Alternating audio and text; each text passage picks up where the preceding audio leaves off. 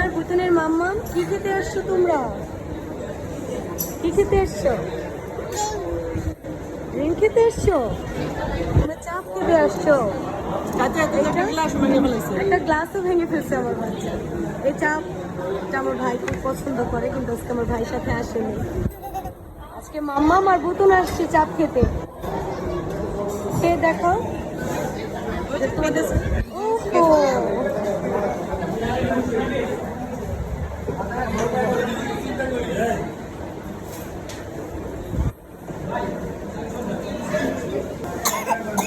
সামনে দেখো।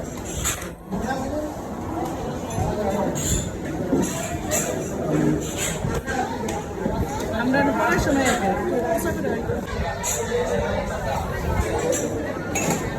ওনারা দুজন ঝগড়া করতেছে, মারামারি করতেছে।